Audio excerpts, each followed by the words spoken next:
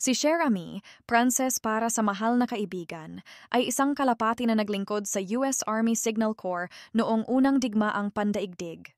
Noong Oktubre 1918, sa panahon ng Meuse-Argonne Offensive, higit sa 550 sundalo ng ika-77 Infantry Division, na kilala bilang Lost Battalion, ang naipit sa likod ng linya ng kaaway sa Argonne Forest.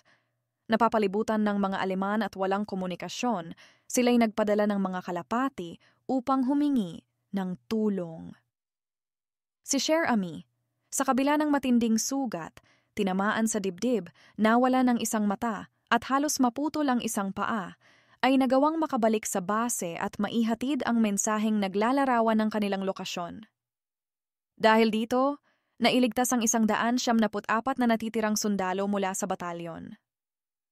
Si Cherami ay pinarangalan ng French Croix de Guerre para sa kanyang kabayanihan at ang kanyang katawan ay nakadisplay ngayon sa Smithsonian Institution.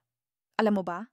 Noong 2021, isinagawa ang DNA testing sa labi ni Cherami upang matukoy ang kanyang kasarian. Bagamat tradisyonal na itinuturing siyang babae, natuklasan na siya pala ay isang lalaking kalapati.